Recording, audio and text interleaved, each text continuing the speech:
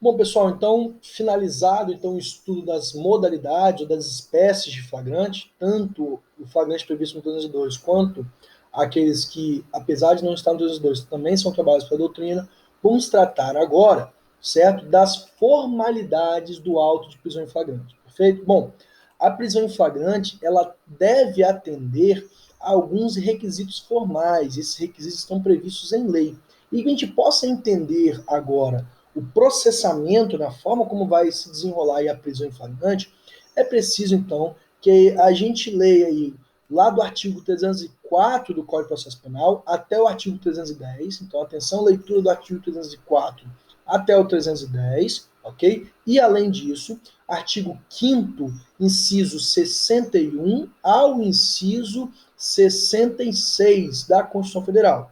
Então, repetindo, artigo 304 diante do Código de Processo Penal e artigo 5º, 61 a 66 da Constituição Federal, ok? Então, nesses dispositivos citados, nós vamos encontrar ali todas as regras referentes ao auto de prisão em flagrante, à prisão em flagrante de delito, ok? Então, vamos começar a partir do momento da captura do indivíduo, ok? Por quê? A prisão em flagrante é o ato de captura do indivíduo em decorrência ali da existência de um crime, ok? Então, o indivíduo preso em flagrante delito, ele deve ser conduzido à delegacia de polícia. Então, atenção, o indivíduo preso em flagrante delito deve ser conduzido à delegacia de polícia, ok? Então, o que diz, é importante dizer aí sobre essa condução, que a condução dele deve ser imediata, ou seja, o indivíduo, ok? O indivíduo, ele, ao ser preso, ele deve ser imediatamente conduzido até a delegacia de polícia. E mais, a Lei 13.869 de 2019, a Lei de Abuso de Autoridade, diz que é crime de abuso de autoridade deixar injustificadamente de comunicar a prisão em flagrante à autoridade judiciária no prazo legal, ok? Então, o artigo 12 da Lei 13.869 de 2019 diz que é crime deixar injustificadamente de deixar então injustificadamente de apresentar essa autoridade, apresentar o preso à autoridade. Então, imediatamente após a detenção, o preso deve ser apresentado à autoridade policial. Então, essa demora injustificada poderá, em tese, constituir crime de abuso de autoridade, em se tratando aí de agentes de Estado. Ou caso a prisão seja realizada por um particular e ele então demorar a levar o indivíduo para a delegacia, poderá ocorrer então em tese um crime de constrangimento ilegal, previsto no artigo 146 do Código Penal, ou o crime de cárcere privado, previsto no artigo 158. Então, atenção, a demora em conduzir o indivíduo a apresentar perante a delegacia de polícia, quando feito por autoridade policial, ele incorre então no crime de abuso de autoridade previsto no artigo 12, ok? Artigo 12 da nova lei de abuso de autoridade, Lei 13.869 de 2019. Já o particular que demorar a conduzir, a apresentar esse preso na delegacia de polícia, ele incorre ali em tese por dois crimes: crime de constrangimento ilegal ou crime de cárcere privado, ali a depender das circunstâncias fáticas, ok? Então, preso o indivíduo, ele deve imediatamente ser conduzido até a delegacia. E aí a gente começa comentando a partir do artigo 304. O artigo 304 vai dizer para nós o seguinte: apresentado o preso à autoridade competente, ouvirá esta o condutor e colherá desde logo sua assinatura, entregando a este cópia do termo e recibo de entrega do preso. Paramos por aí. Então o artigo 304 diz que o preso deverá ser imediatamente apresentado à autoridade policial competente e ele então vai ouvir o condutor. O condutor é quem? É o policial ou é a pessoa que prendeu o indivíduo na rua, que apresentar esse indivíduo na delegacia. Então, o delegado, a autoridade policial, ele responsável pela lavratura do auto de prisão em flagrante, vai ouvir o condutor, ok? Vai colher do condutor de imediato o seu depoimento. Então, vai ouvir o que aconteceu, vai ouvir em que circunstâncias houve a prisão, ok? O que motivou a prisão e a condução do indivíduo à delegacia, e, após a oitiva, vai colher do condutor a assinatura dele e vai entregar ao condutor um papel, ok? Esse papel se chama termo de recibo de entrega do preso. Ou seja, eu, conduzindo para a delegacia, ao entregar na delegacia e ser ouvido pela autoridade policial, a autoridade tem que me entregar uma cópia do recibo de entrega do preso. O que significa essa cópia? Essa cópia me garante que o preso foi entregue ao delegado de polícia em perfeitas condições. Nessa cópia vai dizer, olha, se ele estava com lesão corporal, se ele estava machucado ou não. Por quê? Imagina a situação. A policial militar entrega esse indivíduo na delegacia e ele morre dentro da delegacia. A prova do policial militar de que ele entregou o indivíduo dentro, sem agressão, sem nada, sem nenhuma marca de tortura, garante a ele o que? Olha, eu prendi. O que aconteceu lá na delegacia não é mais comigo. Então, esse recibo é um importante documento que garante ao delegado que recebe o preso, ele vai descrever a circunstância em que ele recebeu o preso e também garante ao condutor que ele entregou ali de tal modo aquele preso em tal horário, então vai constar o horário, o dia, ok? As testemunhas que presenciaram a entrega. Então esse é o documento aí, é o termo de recibo de entrega do preso, perfeito? Bom, após ouvir o condutor e o condutor assinar e receber uma cópia do recibo de entrega do preso, então o delegado vai proceder à oitiva das testemunhas que acompanharam a prisão, ok? Então, toda prisão, via de regra em flagrante, deve ter testemunhas que presenciaram a prisão. Para quê? Porque as testemunhas vão dizer se houve alguma ilegalidade, se houve tortura, se houve excesso no uso da força física, ok? Então, o delegado ele vai ouvir as pessoas que acompanharam essa prisão, as testemunhas que acompanharam essa prisão, ok? Mas vocês vão perceber que se não tiver presente testemunha, pode acontecer dessa prisão ter sido feita sem a presença de ninguém. O fato de nós não termos o depoimento de pessoas que viram a prisão não obsta, ou seja, não impede que seja lavrado o auto em flagrante, ok? A gente vai ver que o parágrafo 2º do artigo 304 vai dizer o seguinte, olha, a falta de testemunhas da infração não impedirá o auto em flagrante, mas, nesse caso, como condutor, deverão assiná-lo pelo menos 2 pessoas que hajam testemunhado a apresentação do preso à autoridade. Então, a regra é que quem viu a prisão seja testemunha dos fatos lá na delegacia, pelo menos 2 testemunhas, é o que diz a lei.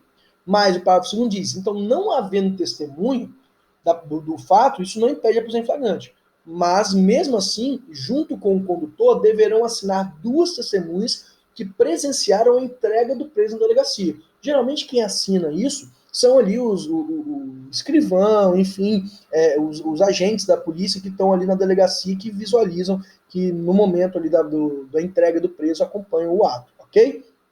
Então, atenção, o fato de não ter testemunha da prisão feita na rua não impede a lavratura do prisão em flagrante, mas nessa hipótese, 2 pessoas deverão assinar ali junto com o condutor, é o que diz o parágrafo 2º do artigo 304. Então, seguindo aí com a leitura do 304, então, em seguida, procederá a oitiva das testemunhas que o acompanham e, após a oitiva das testemunhas que acompanharam a prisão, o interrogatório do acusado. Então, vai ser feito o interrogatório do acusado sobre a imputação que é feita a ele, colhendo ali, após cada oitiva, as suas respectivas assinaturas, lavrando a autoridade, afinal, o auto, ok? Então, o auto em flagrante será lavrado após a oitiva das testemunhas, a oitiva do condutor, das testemunhas e, ao final, a oitiva do conduzido, do preso, ok? Então, é feito ali um interrogatório. Atenção! Nesse interrogatório feito na delegacia de polícia, observa-se as mesmas regras do interrogatório judicial, ok? Observa-se, então, as mesmas regras do interrogatório judicial. Ou seja, o artigo 185 do Código de Processo Penal traz ali todas as regras, ok? Do interrogatório feito perante o juiz. Aqui no inquérito policial, na prisão em flagrante também. Então, o delegado tem que cientificar o indivíduo antes de iniciar o interrogatório, dizendo o seguinte, olha, devo advertir o senhor tem o direito constitucional de se manter em silêncio, ok? De ficar calado, e nada... e o silêncio do senhor não poderá ser interpretado contra o senhor em eventual processo criminal. É isso. Então, o delegado ele vai advertir a pessoa, o homem ou a mulher que foi preso em flagrante, do direito ao silêncio, ok? E, além disso, caso o indivíduo faça a exigência da presença de um advogado, é ilegal o interrogatório feito sem a presença do advogado. Então, o artigo 7º, inciso 21 da Lei 8.906 de 94, vai dizer que é ilegal o interrogatório feito sem a presença do advogado, ou seja, quando o delegado impede que o advogado, estando presente, acompanhe a oitiva do cliente. Ou seja, o advogado está na delegacia e o delegado fala, não, você não vai acompanhar a oitiva desse rapaz ou dessa mulher. Isso é ilegal, ok? Inclusive, é abuso de autoridade, ok? Porque violar prerrogativa de advogado é abuso de autoridade. Então, impedir que o advogado acompanhe o interrogatório quando ele está presente, ele se apresenta como advogado, eu sou advogado dele, eu vou acompanhar o interrogatório. E se o delegado impedir, isso é abuso de autoridade e torna ilegal o interrogatório, é nulidade absoluta. É o que diz a Lei 8.906 de 94, que é o Estatuto da OAB, lá no artigo, no artigo 7º, inciso 21. Perfeito? Então, feito então aí a oitiva, o interrogatório dele, estando presente o advogado, é obrigado, então, a presença ali do advogado, caso é obrigatório a autorização para que o advogado acompanhe o ato. Inclusive, o advogado pode, ao final, depois das perguntas feitas pelo delegado, fazer também perguntas e fazer constar no interrogatório dele as perguntas feitas pelo advogado. Então, o advogado tem direito de, no auto em flagrante, fazer constar na ata ali, no registro da prisão, as perguntas que foram feitas e as respostas correspondentes. Perfeito? Bom, seguindo aí, pessoal, o artigo 304, então, fecha para nós, então, essa fase inicial, ok? E aí, além do artigo 304 e seguintes, ok, do Código de Processo Penal, nós temos o artigo 5º da Constituição Federal, no artigo 61 em diante. E esse artigo 5º, inciso 61 em diante da Constituição Federal, ele traz para nós as garantias constitucionais do preso em flagrante, ok? Então, além do artigo 304 a 310, nós temos o artigo 5º, inciso 61 a 66, que traz para nós as garantias fundamentais, as garantias previstas na Constituição do preso em flagrante. Vamos analisá-las, então. O artigo 5º, inciso 61, diz que ninguém será preso se não em flagrante delito ou por ordem escrita e fundamentada de autoridade judiciária competente, salvo nos casos de transgressão militar ou crime propriamente militar definidos em lei. Então, ninguém será preso se não em flagrante delito ou por ordem escrita e fundamentada de autoridade judiciária competente. Perfeito? Então, regra geral, ninguém é preso se não em flagrante, salvo mediante ordem de juiz devidamente fundamentado. Seguindo aí, inciso 62 do artigo 5º diz: a prisão de qualquer pessoa e o local onde se encontre serão comunicados imediatamente ao juiz competente e à família do preso ou a qualquer pessoa por ele indicada. Atenção! O artigo 5º, inciso 62, traz para nós, então, a obrigação de dupla comunicação. Atenção, artigo 5º, inciso 62, traz para nós a obrigação do delegado fazer dupla comunicação. Que dupla comunicação? Essa prisão deve ser comunicada ao juiz. Que juiz é esse? É o juiz das garantias, o juiz da audiência de custódia, ok? Então deve ser comunicado ao juiz a prisão, olha, chegou preso, lavrei o auto de prisão em flagrante, eu devo comunicar a prisão imediatamente ao juiz. Comunicando ao juiz e também comunicando à família do preso ou qualquer outra pessoa por ele indicado. Então são duas comunicações, ao juiz e à família do preso, ok? Além disso, se o preso indicar advogado, ele fala, não, meu advogado é fulano de tal. O delegado tem que ligar para o advogado, comunicar também o advogado, ok? Além disso, deve ser comunicado à OAB. O delegado de polícia tem que comunicar ao juiz, tem que comunicar também à OAB, perfeito, pessoal? É exigência aí também que se comunique à OAB, independente se ele tem advogado ou não, ok? Perdão, a OAB não, pessoal. Comunicar à Defensoria Pública. Independente do indivíduo ter ou não advogado, deve comunicar ao juiz, à família do preso e à Defensoria Pública. Se ele tiver advogado particular, deve ser comunicado também ao advogado particular dele, perfeito? Seguindo aí, inciso 63 do artigo 5º diz: o preso será informado dos seus direitos, entre os quais o de permanecer calado, sendo-lhe assegurada a assistência da família e de advogado. Então, o artigo 63 diz que é assegurado no interrogatório ali da prisão em flagrante já a assistência de um advogado, a assistência da família, ok? Por isso, necessidade de comunicação da família e do defensor do preso em flagrante, ok? Inciso, então, 64 diz que o preso tem direito à identificação dos responsáveis por sua prisão e por seu interrogatório policial. Então, o artigo 5º, inciso 64, ao dizer que o preso tem direito à identificação de quem o prendeu, ok? Bem como de quem fez o interrogatório, é um direito dele. E isso vai estar inserido na nota de culpa. O que é a nota de culpa? A nota de culpa é um documento que é entregue ao final para o preso ou para o advogado dele, para a família, quem estiver lá. Então, ou seja, a nota de culpa, ela expõe os motivos da prisão. Ela vai expor os motivos da prisão, vai dizer quem foi que prendeu e vai dizer quem foi que interrogou o indivíduo na delegacia. Essa é a nota de culpa. A nota de culpa, então, ela dá publicidade à prisão, ok? Então, essa nota de culpa é um direito. Inclusive, a falta de entrega da nota de culpa pode causar a nulidade da prisão em flagrante. É direito do indivíduo ter a nota de culpa, ou seja, é direito do indivíduo saber o porquê que ele está sendo preso, ok? Seguindo aí, inciso 65 do artigo 5º diz: a prisão ilegal será imediatamente relaxada pela autoridade judiciária competente. A gente vai ver isso com mais calma lá quando estudarmos o artigo 310 do Código de Processo Penal. E para finalizar, o inciso 66 do artigo 5º diz que ninguém será levado à prisão ou nela mantido quando a lei admitir liberdade provisória com ou sem fiança. Então, aqui também na prisão em flagrante, caso a hipótese, né, caso o caso permita o arbitramento de fiança, esse indivíduo vai ser posto em liberdade com o arbitramento de fiança. Perfeito? Então, seguindo aí, pessoal, então, vimos então que o indivíduo preso deve ser conduzido até a delegacia. Na delegacia será ouvido o condutor, será entregue o recibo de entrega do preso para o condutor, serão ouvidas as testemunhas da prisão. Na ausência de testemunha da prisão, será ouvida pessoas que viram a entrega do preso. Depois será feito o interrogatório, ok? Do interrogatório será garantido ali o direito a silêncio, o direito de estar assistido por um advogado, ok? E ao final, então, será lavrado o auto de prisão em flagrante. Também o juiz deve comunicar, ok? Comunicar ao juiz imediatamente a prisão, comunicar ao defensor e comunicar à família, perfeito?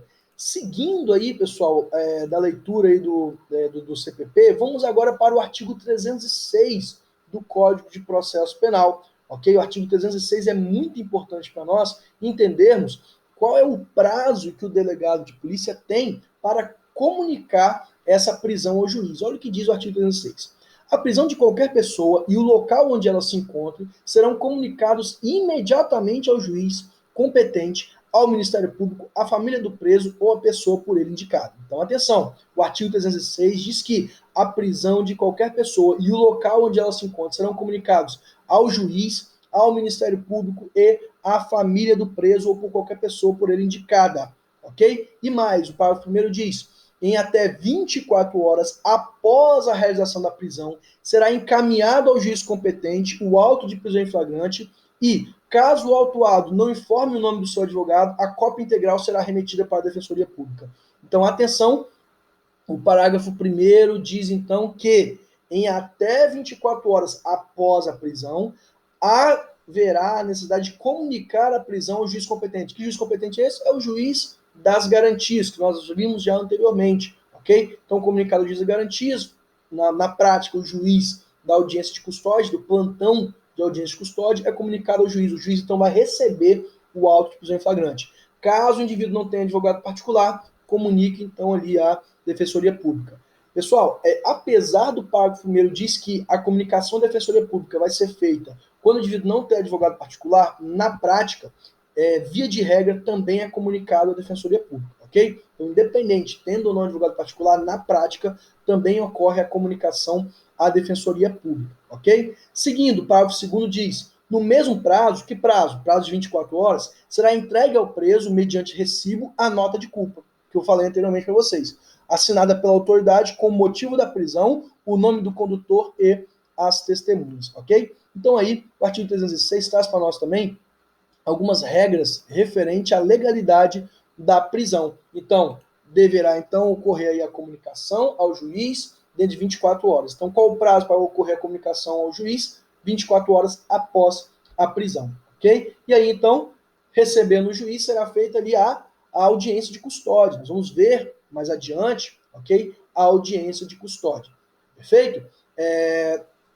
Antes da gente avançar aqui, pessoal, bom, quero tratar com vocês sobre a possibilidade do delegado de polícia arbitrar fiança, ok? O artigo 322 do Código de Processo Penal autoriza ao delegado de polícia arbitrar fiança, ou seja, na delegacia, arbitrar fiança e liberar o indivíduo na própria delegacia. Vamos ver, então, quando o delegado de polícia pode arbitrar fiança. Vamos lá? O artigo 322 diz: a autoridade policial somente poderá conceder fiança nos casos de infração, cuja pena privativa de liberdade máxima não seja superior a 4 anos. Então, atenção, quando o delegado pode arbitrar fiança? Quando a pena, ok, não for superior a 4 anos. A pena privativa de liberdade máxima não for superior a 4 anos. De 1 a 3, 1 a 2, 2 a 3, ok? 2 a 4, ok? Então, até 4 anos ele pode arbitrar fiança, perfeito? Então, arbitrou fiança, o indivíduo pagou essa fiança, ele vai ser liberado, ok? Já nos demais casos, ou seja, que casos? Acima de 4 anos, só quem pode arbitrar fiança é o juiz. Então, lá o juiz da audiência de custódia vai analisar se aquele crime ele é afiançável, e se for afiançável, ele vai estipular um valor para o pagamento de fiança. Pagada a fiança, então sendo paga então ali a fiança, o indivíduo é posto imediatamente em liberdade. Então atenção, o delegado de polícia pode fixar valor de fiança quando for pena privativa de liberdade até 4 anos. Acima de 4 anos será o juiz, então o juiz da audiência de custódia, perfeito? E aí, pessoal, em relação à fiança, né, vocês devem estar pensando, e o valor da fiança, como que ele é arbitrado? O artigo 325, ele traz para nós ali o valor, como que será arbitrado o valor da fiança. Então, lembrando, delegado, até 4 anos ele vai arbitrar fiança. Juiz, acima de 4 anos, desde que o crime seja afiançado. Então, o artigo 325 vai dizer, o valor da fiança será fixado pela autoridade que conceder nos seguintes limites. Então, inciso 1, de 1 a 100 salários mínimos, quando se tratar de infração cuja pena privativa de liberdade no grau máximo não for superior a 4 anos. Então, atenção, o delegado de polícia ele vai arbitrar fiança no limite de 1 a 100 salários mínimos. Por quê? Porque ele só pode arbitrar fiança naqueles crimes cuja pena privativa de liberdade não seja superior a 4 anos. E o juiz, inciso 2, de 10 a 200 salários mínimos, quando o máximo da pena privativa de liberdade combinada for superior a 4 anos. Então, pena de até 4 anos, 1 a 100 salários mínimos. Pena superior a 4 anos, de 10 a 200 salários mínimos. Então, o máximo é 200. Mínimo, 1 salário mínimo, máximo 200 salários mínimos. Aí, pessoal, além desse mínimo e máximo, ok? Poderá também, de acordo com o parágrafo 1º, tanto o juiz quanto o delegado, se a situação econômica do indivíduo recomendar, ela poderá ser dispensada, ou seja, o delegado prendeu o indivíduo, mas cabe arbitrar a fiança. Mas o delegado vê que o camarada, de acordo com o artigo 350 do Código Penal, do Código de Processo Penal, ele não tem condição. Ele vive na condição de miséria. Se o delegado arbitrar um salário mínimo, ele não vai ter condição de pagar um salário mínimo. Então o delegado pode dispensar, ok? Essa fiança e determinar a liberdade dele de imediato. Há uma discussão aí se poderia ou não o delegado dispensar a fiança, mas nosso entendimento, uma interpretação em favor do réu, nós entendemos que sim, que o delegado pode dispensar a fiança, mas saibam que existe doutrina que diz o contrário, tá bom? Então, a depender da doutrina que você adotar, você vai ver posicionamentos que dizem que o delegado não pode dispensar a fiança, né, porque seria competência exclusiva do juiz, e outra doutrina vai dizer que sim. Eu me alinho ali à doutrina que diz que o próprio delegado, né, ele, já que ele pode arbitrar, ele também pode dispensar na forma do artigo 350, quando comprovar ali a situação de miséria do indivíduo, ok? Também pode ser reduzida até o máximo de 2/3, Então, dentro daqueles parâmetros, o juiz ele pode reduzir até o máximo de 2/3 esse valor da fiança, também pode ser aumentada em até 1.000 vezes. Então, olha só, pode o juiz, por exemplo, fixar como valor de fiança 200 salários mínimos e multiplicar por 1.000 vezes, caso ele verificar ali que o indivíduo, caso então a situação econômica do preso seja recomendado. Perfeito, pessoal? Então, aí a fiança ela pode ser arbitrada pelo delegado, de acordo com o artigo 322, até 4 anos de prisão, quando a pena máxima for até 4 anos de reclusão, e pelo juiz quando for superior a 4 anos. Lembrando, o limite para o delegado é de 1 a 100 e para o juiz de 10 a 200, ok? E os parâmetros para fixação da competência da fiança estão previstos no artigo 300, então, ali, e 25 do Código de Processo Penal. Ok, pessoal? Bom, então, esse é o nosso, esse é o panorama geral da prisão em flagrante, perfeito, pessoal? O delegado, então, arbitrando fiança, o indivíduo pagando é solto. E se o indivíduo não pagar a fiança, o delegado vai o quê? Enviar esse auto de prisão em flagrante para o juiz das garantias, ali para o juiz da audiência de custódia, e aí será realizada a audiência de custódia. Perfeito, pessoal? Bom, então finalizamos aqui o procedimento da prisão em flagrante, vimos as espécies, né? As características, comentamos o artigo 301, ali até o artigo 304, enfim, falamos da fiança pelo delegado, falamos das modalidades todas da prisão em flagrante, e aí falamos também das garantias constitucionais do indivíduo preso em flagrante.